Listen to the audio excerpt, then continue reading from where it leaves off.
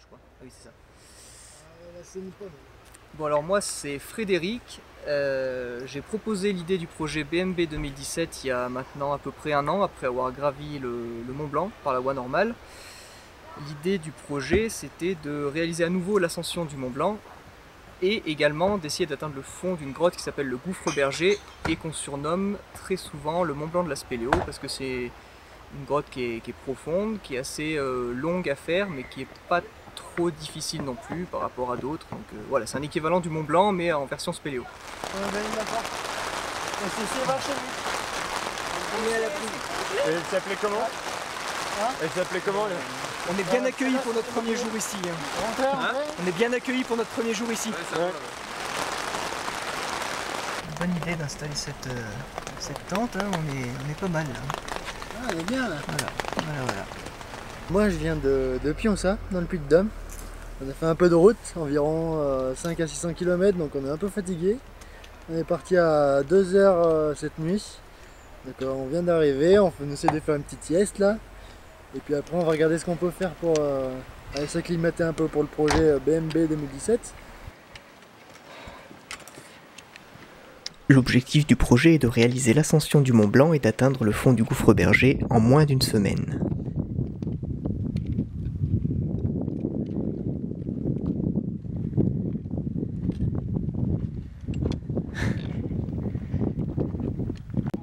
Au-delà de la dimension sportive, le projet consiste également à partager notre engagement à respecter notre environnement en collectant des déchets sur notre chemin.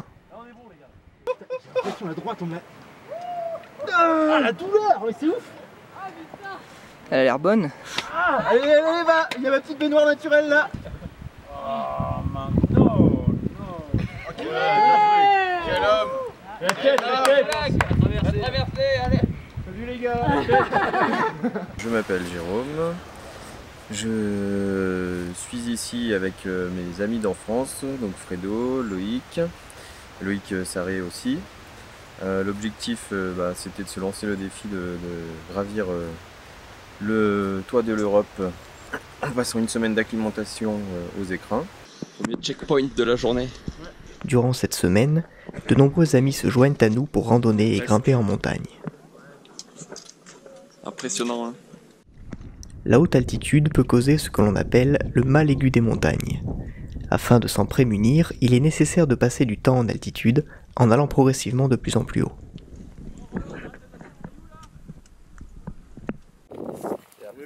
On se rend pas compte en fait. Quand on prend en photo, on se rend pas compte de la... Là c'est bon, tu vois, c'est assez positif. Ensuite on va jusqu'à la première brèche, là entre la première pointe. Ensuite on remonte là jusqu'à la deuxième pointe, on redescend un peu, on remonte derrière celle, la grande qui est au-dessus de nous là, mais sur l'autre face, sur l'autre côté. Et après on fait ça, tac tac, après on va sur la grosse qui est...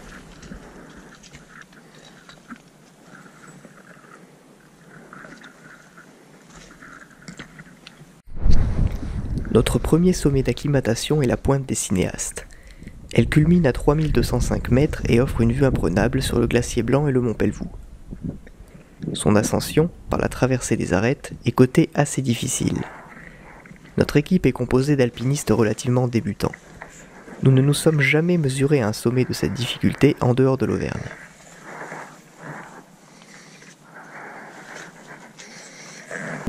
Elle est belle, t'as pas ton appareil. C'est dommage, c'est une belle photo là. Oui bah oui, tu m'étonnes.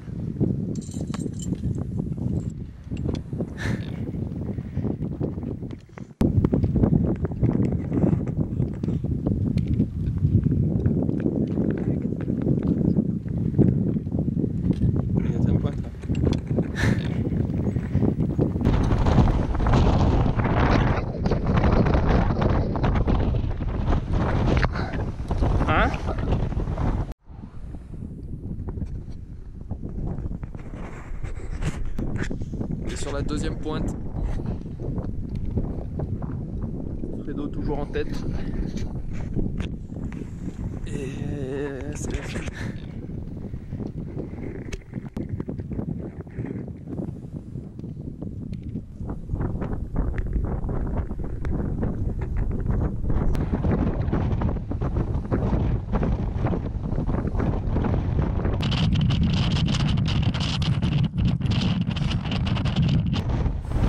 première pointe, ça va, deuxième pointe, et après au moment d'arriver au passage difficile de la voie, personnellement je me sentais pas franchement de me lancer dedans, sachant qu'on était un peu juste au niveau du nombre de coinceurs pour 2 cordées. Donc on a cherché à installer des rappels pour pouvoir redescendre cette paroi là, et Ok. donc on a dû abandonner quelques coinceurs et cendres. Vérifier si elle va jusque en bas quoi. C'est ce que j'ai compris. Je déteste le plastique. Au cours d'un des rappels, la corde se coince dans une écaille de roche. Le temps de la décoincer et de trouver où et comment placer les prochains rappels, nous mettons presque 5 heures à redescendre les 200 mètres de parois rocheuses. Ouais.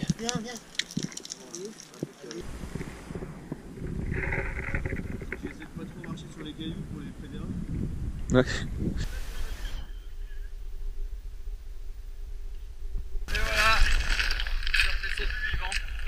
C'est un check de la victoire là? Ouais. Enfin, victoire. Une bonne étape. Ça, on se souviendra de cette étape. Ce jour-là, nous aurons passé plus de 16 heures dans la montagne. Une bonne journée d'acclimatation. Attendez, je vais essayer de les retrouver. François, Justine, Loïc, Saré, Loïc, Roland, Jérôme, Théo, Philippe, Eva et moi sommes partis pour grimper le dôme des écrins. C'est vrai que de nuit, tu vois, en arrivant, je me rendais pas compte. Quand tu vois le glacier, tu te dis ah ouais, ça fait une petite trotte. 9 personnes se lancent donc à l'assaut du second plus haut sommet du massif qui culmine à 4015 mètres. De plus, Charlotte et Édouard nous accompagnent pour passer la nuit au refuge des écrins.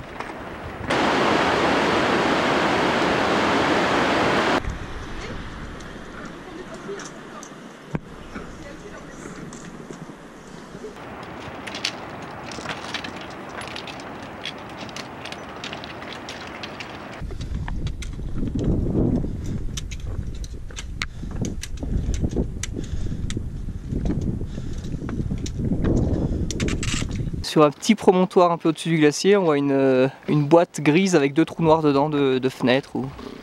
Ah ouais. T'as de la neige, un grand rocher ici au milieu. Ah ouais, je le vois.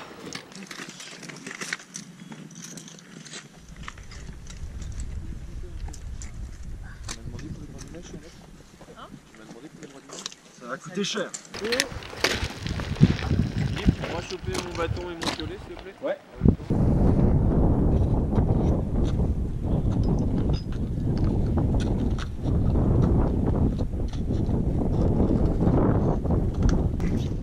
En ce début de mois d'août, le glacier blanc est très ouvert, ce qui nous offre quelques petites frayeurs en passant au-dessus des crevasses.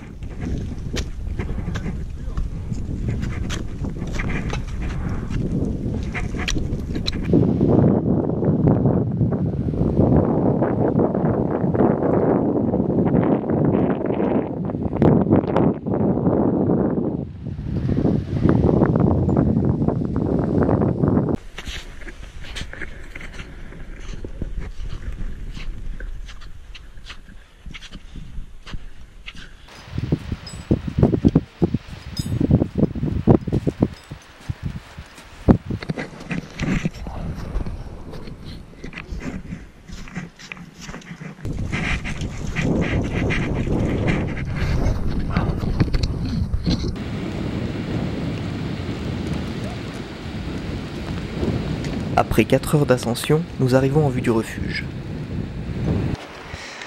Voilà, on a pas mal grimpé. On forme une belle caravane puisqu'on est 11 apprentis alpinistes. Donc là on arrive au refuge des écrins.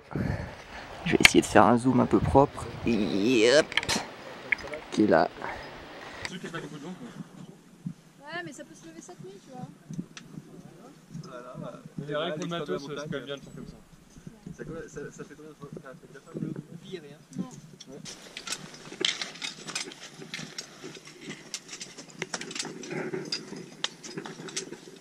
Non. Ouais.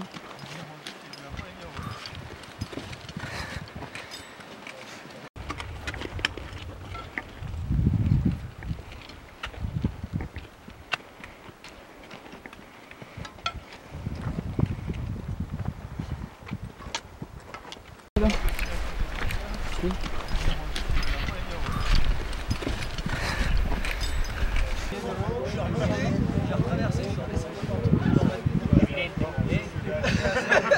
Un repas qui fait du bien.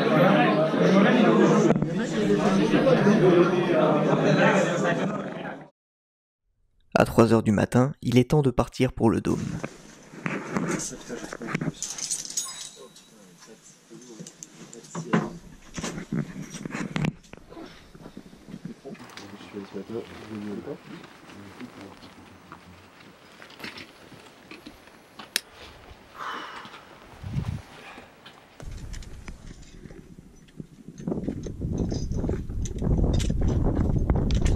Et l'autre.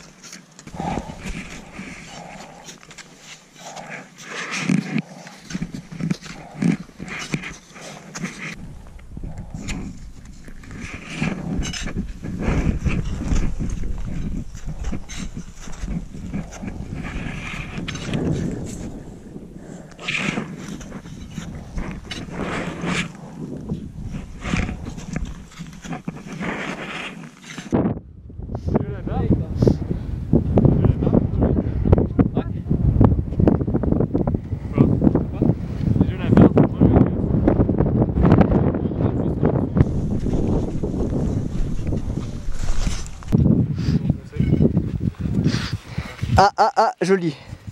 C'est dans la boîte. Je m'en fous, je suis là. Bon, ça va, c'est pas grave. Petite crevasse à passer.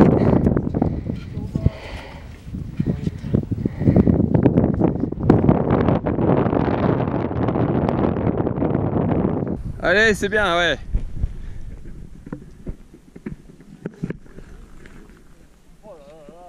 Agent.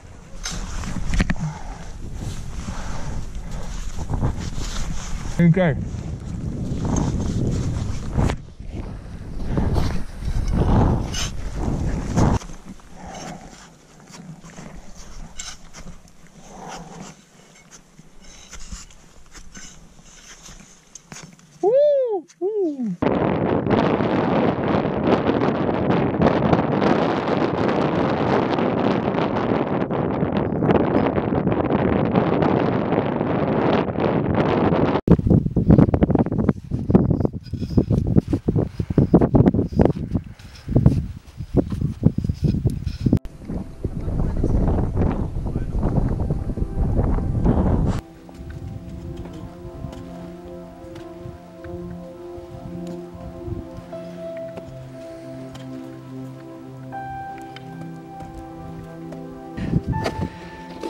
Toutes les personnes qui se sont lancées dans l'ascension du dôme sont arrivées au sommet. Parmi elles, 5 pour qui c'était le premier 4000, dont 2 totalement débutantes. Alors ça roule? Arrêtez les gars. 4000 mètres, ça y est. Heureux Jérôme. Premier 4000. Yes.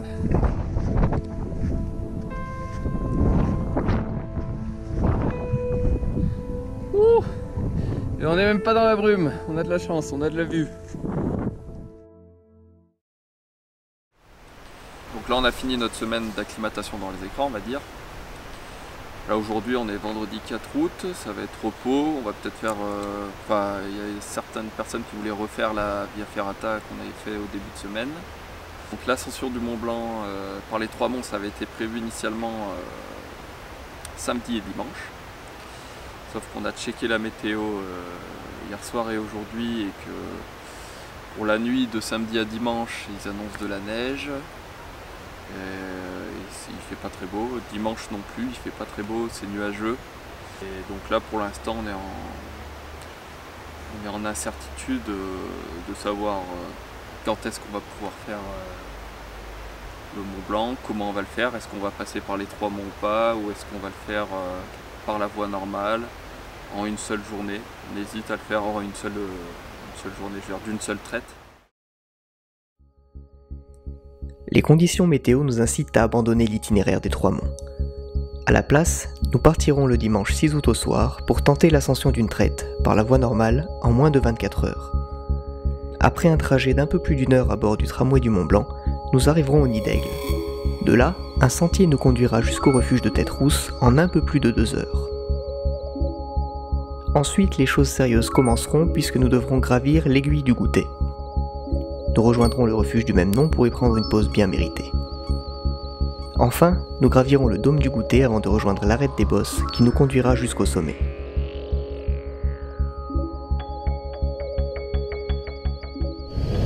Allez la team, c'est parti!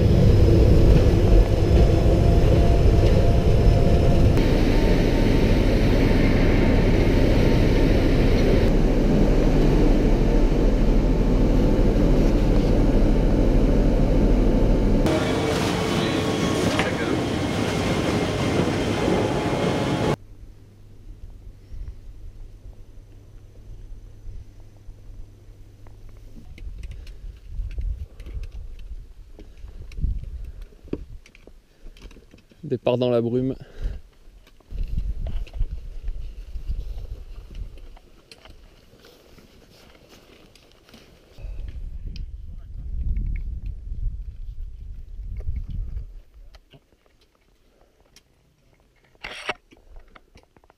Voilà, on est en train de monter jusqu'à Tête-Rousse, notre première étape. C'est encore un peu brumeux mais ça se découvre.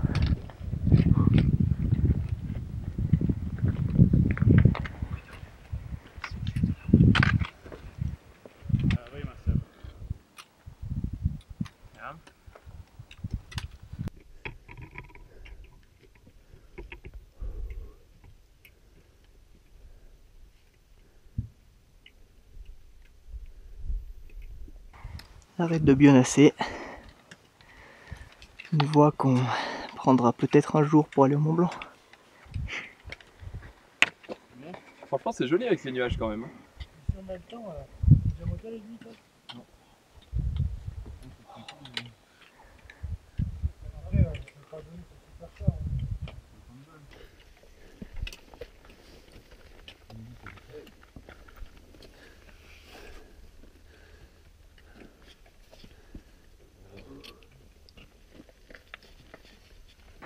Je passe.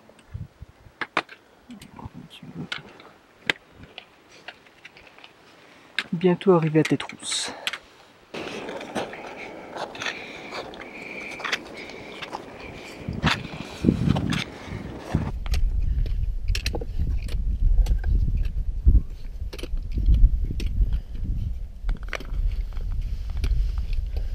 Et voilà, arrivé au refuge de Tête-Rousse. On aura mis combien de temps là à peu près? Arrivé à 20h41 à Tête-Rousse. Nous aurons donc mis 2h30 pour franchir les 900 premiers mètres de dénivelé.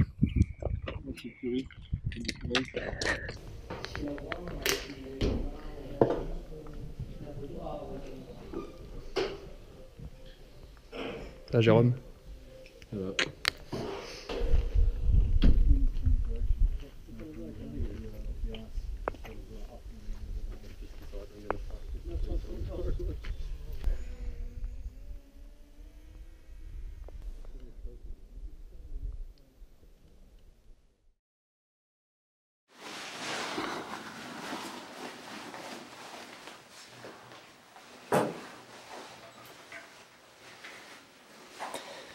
Quasiment prêt à repartir de Tête-Rousse après une petite pause.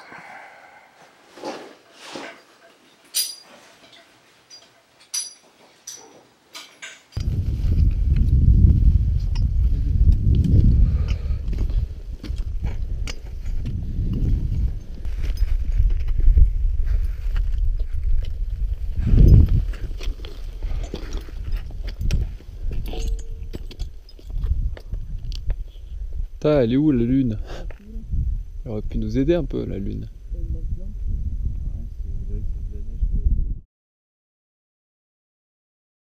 Alors il est bientôt 1 h du matin, on s'est séparés en 2 groupes, on a eu un malade donc je suis redescendu avec lui parce que comme je répète tout le temps, faut laisser personne dans la montagne.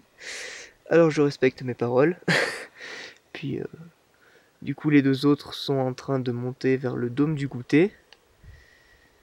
Là je vois leur lampe frontale au-dessus de nous, donc ça a l'air d'aller pour l'instant.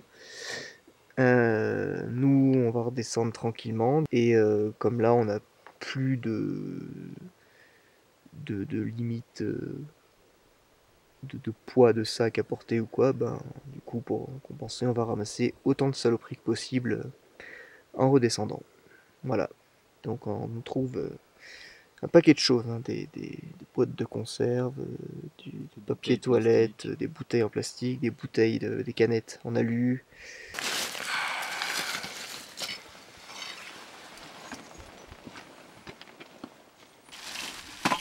Cette retraite imposée, bien qu'elle nous prive du sommet, nous permet de redescendre une 30aine de litres de déchets chacun. Petite pause dans une cabane, avec des gens qui ronflent très fort en dessous.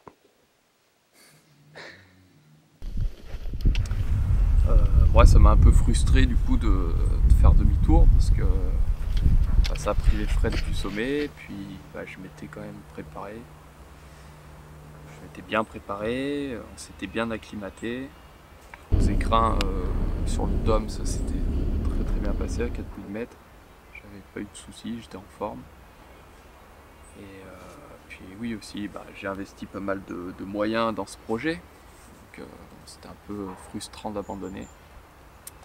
Mais bon, ça fait partie du jeu, hein, de prendre des décisions difficiles aussi des fois. Faut accepter. Jérôme et Loïc ont décidé de continuer parce qu'ils s'en sentaient capables, ils avaient la forme. Et ben voilà, Jérôme a remis les piles dans sa lampe, ça va aller un peu mieux. Il est 1 h 35. On est parti, on s'est séparés de Fred et Loïc il y a un petit moment. Ça devait être 12h30, ça doit faire 1 heure. Loïc avait bien mal au ventre, donc Fred n'a pas voulu le redescendre tout seul. Il est redescendu avec lui. Nous on a décidé de continuer. Pour l'instant ça se passe pas trop mal. Mais je pense que demain va falloir mettre une bonne épaisseur de couche, hein, parce qu'on va bien chier dessus. Pour la descente. Pour la descente, ouais voilà, pour la descente. Si nous arrivons jusqu'à la descente. Mais moi je suis confiant, on va arriver jusqu'à la descente. Putain mes piles. Voilà. Donc nous voilà repartis, on commence par l'ascension du dôme du goûter. En fait on monte pas vraiment jusqu'au sommet, on tourne un peu avant sur l'épaule. Et donc là ça se fait assez facilement, il n'y a pas de difficulté particulière. La neige est bonne, les conditions sont vraiment super, donc on avance bien. Le jour commence à se lever, donc là pas de problème. Et on commence à arriver à apercevoir l'abri Valo au loin. C'est quoi derrière là? C'est le Mont Blanc les gars.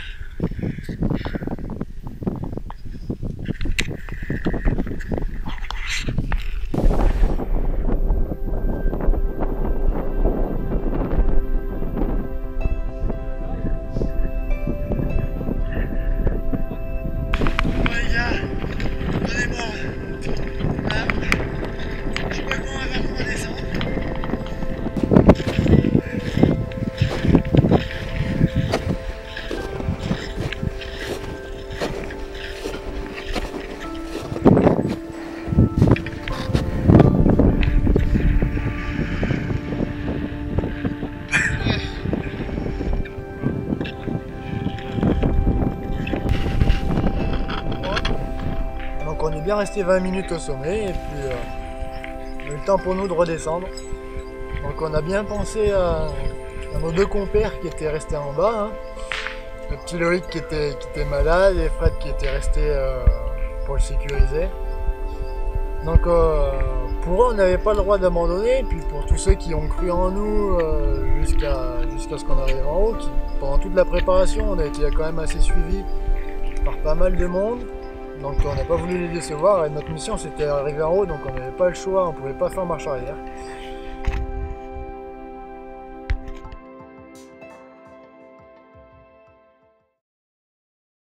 arrivé à Méaudre, dans le Vercors, au camping Les Buissonnets. On vient de s'installer. La météo pour l'instant n'est pas au top, ça va s'améliorer. Je sais pas exactement quand on va partir pour le gouffre, demain en théorie. Voilà, on va voir. La marche pour aller au trou à l'aller, c'est 3/4 d'heure, mais ça descend. Découvert par Joseph Berger et ses compagnons dans les années 50, le gouffre Berger est la première grotte au monde à avoir dépassé les 1000 mètres de profondeur. De nos jours, son exploration est rendue possible par Rémi Limagne et la Fédération française de spéléologie. Le matériel est installé par des volontaires de la fédération pour permettre à des équipes de spéléologues venus du monde entier de visiter cette célèbre grotte. En échange, chacun s'engage à participer au nettoyage du gouffre en ressortant des déchets abandonnés au cours de nombreuses explorations. Et là, il en avait du génépi à 25 degrés, couvert. Donc, c'est sucré. Ouais. Il y a personne qui a une couverture de cheville en plus? Moi j'ai une petite. Hein? Ah, j'ai une petite. Moi je pense que j'en ai 2. C'est bon, c'est pas grave alors si j'en ai pas. Attends, je vais te la donner. Hein? Je vais te la donner. Le réseau du Berger, long d'environ 37 km, est accessible par différents gouffres. Nous emprunterons l'entrée historique découverte en 1953. La première partie de la descente consiste en une succession de puits verticaux et de méandres qui nous conduit jusqu'à moins de 150 mètres environ. Nous prendrons ensuite la grande galerie puis le grand ébouli pour arriver dans la majestueuse salle des 13 vers moins 500. À moins 650, ce sera le début des coufinades, accessibles seulement si le niveau d'eau le permet. Nous devrons franchir une succession de galeries aquatiques et de cascades pour arriver à moins 1000. Enfin, il nous restera à descendre un dernier ébouli pour atteindre notre objectif à moins 1100. Pour aller plus loin, il faudrait plonger, ce que nous ne ferons pas dans le cadre de ce projet.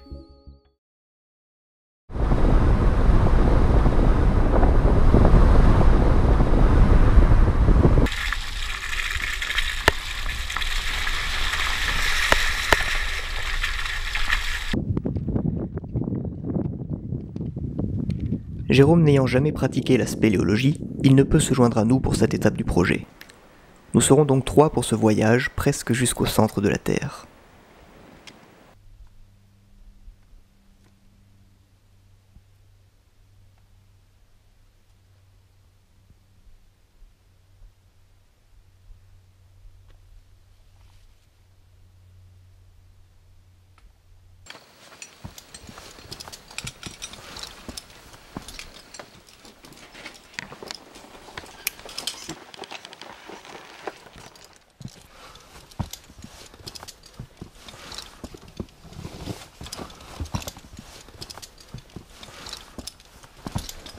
Allez, en mode pro là.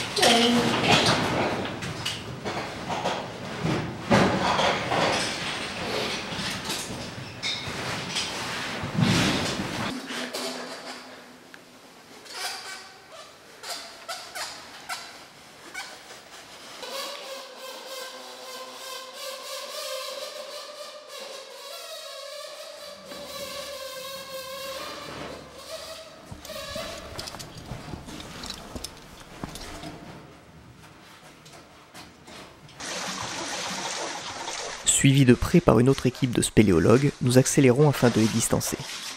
Dans la précipitation, nous manquons une bifurcation. Nous nous perdons pendant plus de 4 heures. Finalement, nous retrouvons notre chemin après 6 heures passées sous terre. Nous avons perdu tellement de temps que nous décidons de sortir pour retenter notre chance le lendemain.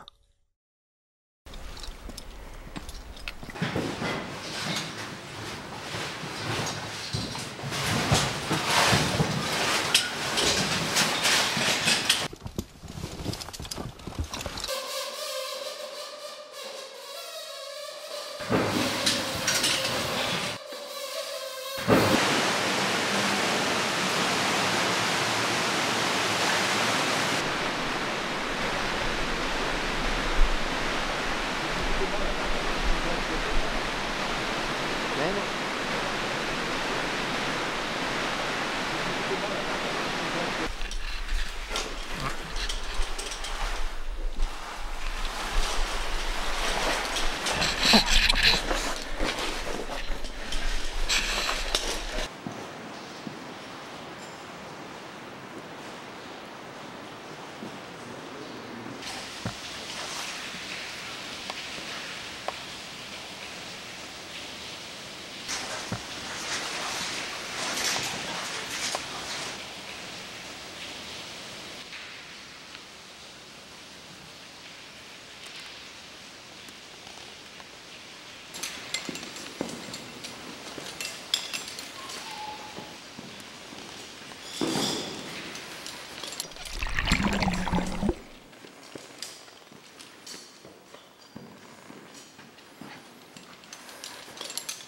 Alors on vient passer la magnifique salle des 13. Alors comme hier on a fait une tentative ratée, on s'est perdu.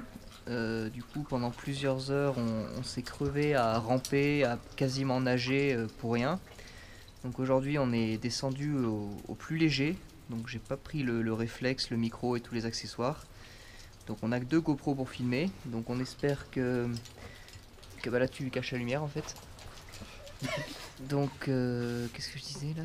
Donc on espère qu'avec les GoPro, vous pourrez avoir un aperçu de ce qu'est cette salle des 13. C'est vraiment beau. Et donc là, on va continuer tout doucement jusqu'au Coufinade, partie sportive et aquatique. Et on va voir si on peut continuer.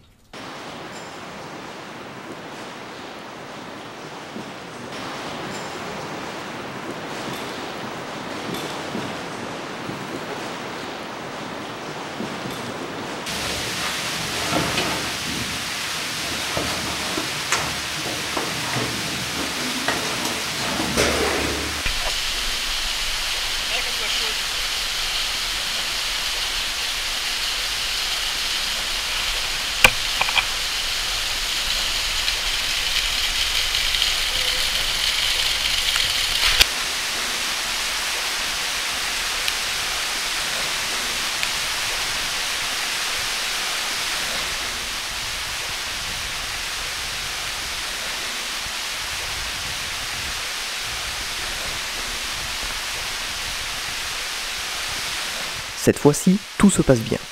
Nous descendons à bon rythme et sommes même étonnés de nous être trompés de chemin la veille, tellement celui-ci nous semble désormais évident.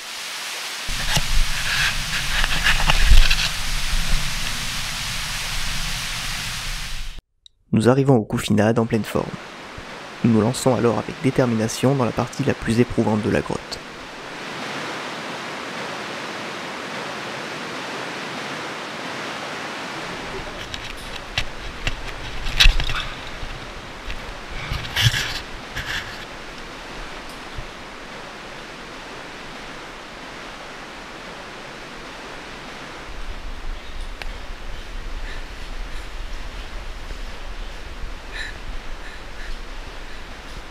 Nous ne sommes pas équipés pour nager dans une eau à 5 degrés. Il nous faut donc progresser à l'aide de cordes en prenant garde de ne pas tomber.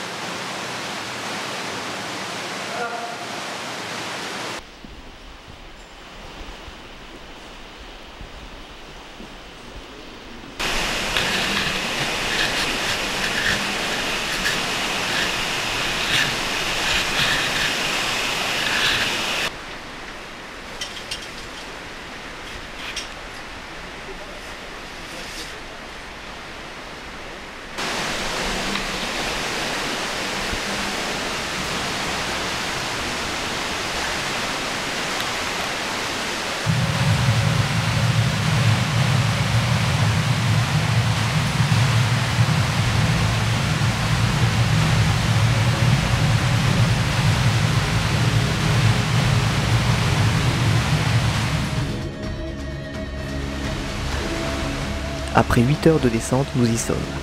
1100 mètres sous la surface de la Terre, au fond du gouffre berger.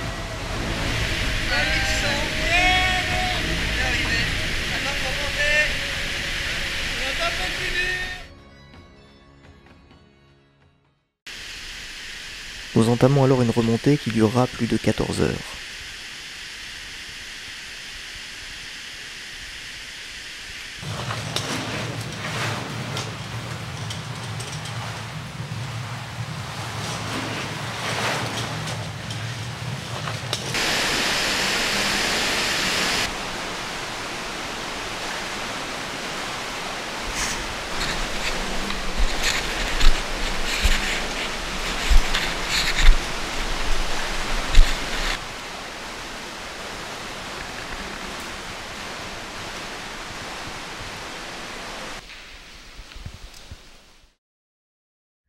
À 6h30 du matin, après 8h30 de remontée, nous arrivons au bivouac de -500. Nous nous réchauffons, mangeons et faisons une petite sieste. Nous repartons après 1 heure de pause, presque en pleine forme.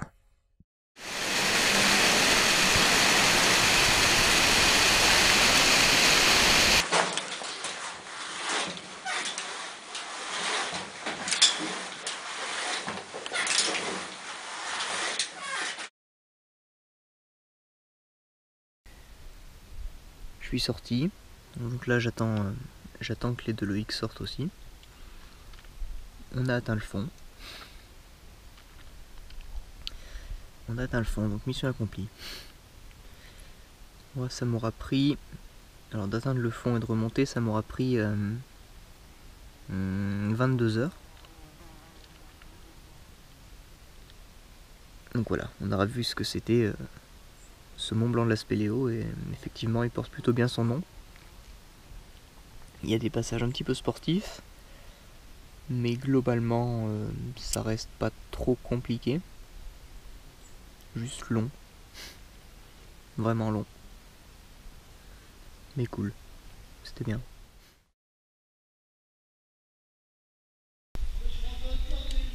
Hein? Parce qu'elle est trop loin, je peux pas l'atteindre. J'aurais dû rester dessus en fait. En bas, au fractionnement, j'ai changé, j'ai pris la tienne après. En laissant passer une équipe de spéléos qui descendent à leur tour, nous sommes séparés. Les deux Loïc sortent finalement plus d'1 heure après moi. Non.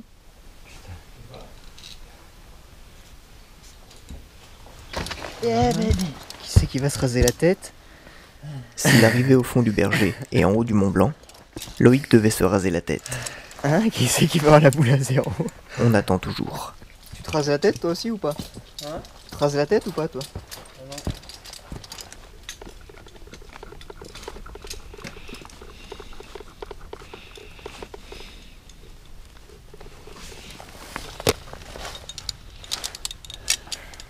Yes!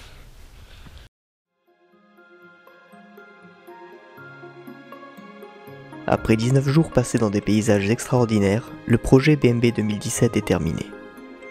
Nous aurons consacré 1 an à notre préparation physique, technique et mentale. Chacun d'entre nous aura dû gérer ses entraînements quasi quotidiens. Course à pied, boxe, VTT, musculation, randonnée. En plus de ça, chaque week-end ou presque fut réservé à des sorties escalade, alpinisme ou spéléologie. En moyenne, une dizaine d'heures d'entraînement par semaine. Il aura aussi fallu préparer les itinéraires, prendre les licences de spéléo, réserver les refuges et campings, développer notre présence sur les réseaux sociaux, rencontrer des journalistes, rechercher des partenaires pour financer du matériel et des vivres, bref, toute une aventure avant même que celle-ci ne débute. L'ascension du Mont Blanc et la descente dans le gouffre berger auront été réussies par Loïc R en 8 jours, soit 1 jour de plus que ce qui était prévu. C'est tout de même une victoire pour nous, et désormais un record à battre. Jérôme aura atteint le toit de l'Europe occidentale après moins d'1 an de pratique de l'alpinisme, en moins de 24 heures aller-retour. Loïc S, malade au Mont Blanc à cause de nourriture avariée, aura tout de même atteint le fond du gouffre berger. Un rêve qui date de ses débuts en spéléo, il y a 7 ans, est désormais réalisé. Pour ma part, je n'ai absolument aucun regret à avoir renoncé au Mont Blanc pour redescendre avec lui dans un maximum de sécurité. La montagne est presque éternelle, ce qui n'est pas notre cas. Je suis également heureux et fier d'avoir enfin passé la barre des -1000. Un défi que j'avais en tête depuis ma première grotte, le Gour Fumant, il y a presque 8 ans. Nous aurons redescendu environ 60 litres de déchets du Mont Blanc, soit une quinzaine de kilos. Ridicule bien sûr, par rapport à ce qui gâche encore la beauté de nos montagnes. Mais une preuve que ce n'est pas si difficile de ramasser quelques papiers qui traînent, et encore moins de redescendre ce que nous montons avec nous. Au Gouffre Berger, nous étions toute une armée, 260 personnes. L'équipe du projet BMB 2017 a modestement contribué à sortir quelques sacs de poubelle. Au total, les spéléologues du camp Berger 2017 auront remonté 463 kg de déchets. Peu à peu, le gouffre retrouve sa beauté originelle.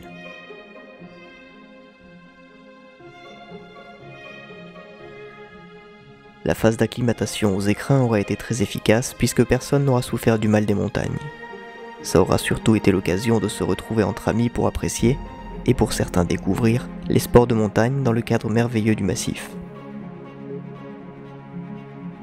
Ce fut une belle histoire d'aventure, et encore plus, une grande histoire d'amitié. Au nom de toute l'équipe du projet BMB 2017, je vous dis à bientôt, pour de nouvelles aventures.